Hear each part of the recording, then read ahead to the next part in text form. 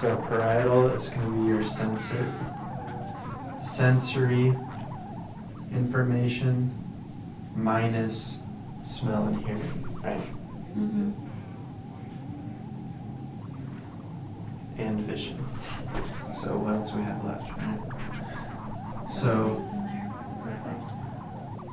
yeah, I don't want to remember it like that, so minus smell, hearing, and vision, because occipital is vision. Yeah.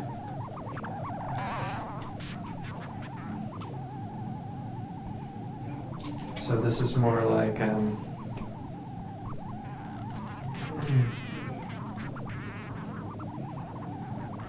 So it's like touch? yeah. Kind of? Okay. Yeah, so sensory input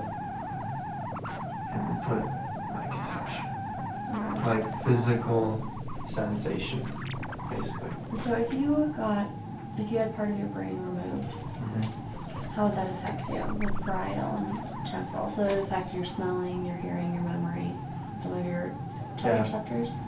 Yeah, well, brain's really tricky because it's very interconnected. Mm-hmm.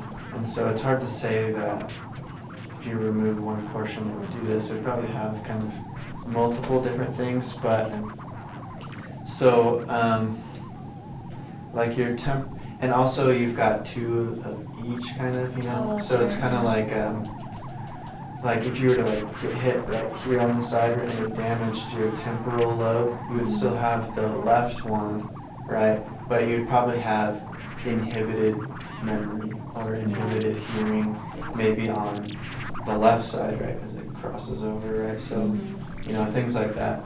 Or vision, it's more kind of, well, it's on both sides, but it's on the very back. And so if you took a blow to the back of the head, that could actually cause like blindness maybe. But the way the skull is set up though, the front and back are very well protected. Like it's like thickest right in the back and in the front. It's made to take impact basically from the front and from the back. And so that's why when you're boxing, you always tell them to like hit it like in the side, because it's weaker on the side. And so you can kind of do more damage that way. But awesome. Yeah, so, but that's why, is because it wants to protect these kind of functions. And I mean, and your basic function that you need to live are, you know, kind of deeper in your spinal cord. But I mean, those are also exposed to like spinal injuries, right? So, okay. So that's basically the general idea of what each of these do. And then it kind of goes in more detailed. They're divided kind of more acute. Like, yeah, exactly. So, start off with like within the frontal lobe, you've got divisions that are like your motor area, speech area, prefrontal area, and then so focus area. That's how you like generate speech, like the muscles involved and things involved with speech. And stuff like that. Auditory. We still want to preserve as much of it. So this is kind of different, but right here it's kind of so sensory speech area and motor speech area. So one is with producing speech and one's with like understanding speech. So you can have somebody who has damage to one of those areas to like they can speak but they can't understand what you're saying. That's crazy. Yeah. And there's actually it's kind of, or like the opposite, like they can understand what you're saying but they can't speak. Is the motor one your ability to speak? Yeah.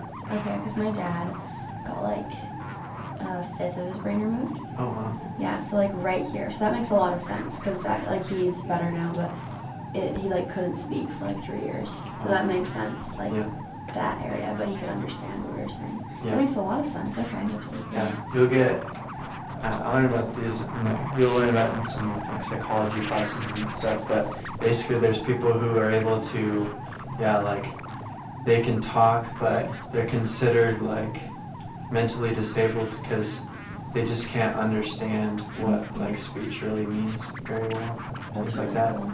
Sad, but really cool. Yeah, but there's all, and that's why I said the brain is very like interconnected, and so it's hard to say exactly what would happen. But for this class, what they would probably do in the questions, like if you had like an entire lobe damaged, like what would be the consequence? Or they could say like broke his area or something like that, and so you'd know like speech production would be inhibited, things like that. So Okay. that'll get kind of, I don't know. So that's where the study guide is good to kind of determine, because I saw the go back to the study guide. Where's that? Yeah, so that one. So go down.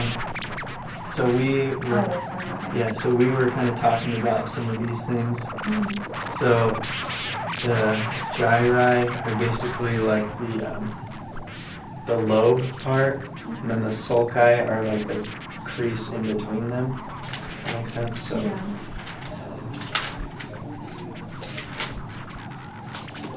So the gyri would be like this. Yeah. And then the sulci would be that area. yeah. And usually the way they divide it are in between the sulci. Okay. Like if you look at like the temporal lobe right here, it's separated by this sulcus right here.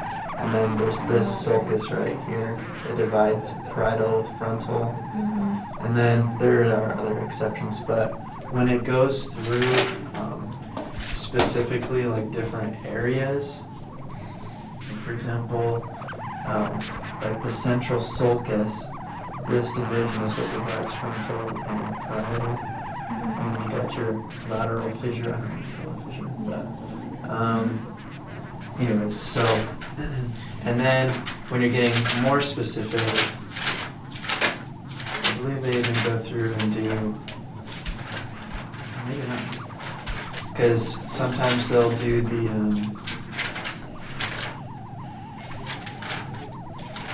like they'll split the brain up into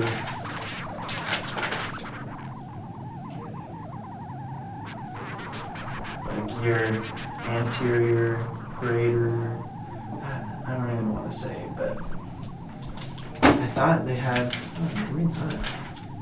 That's good for you, I guess. But anyways, they'll divide the brain by these gyri, like this one is this, and this one is this, and that one is that. And so that's kind of where it gets a little bit more tricky, but it looks like you don't have to do too much of that.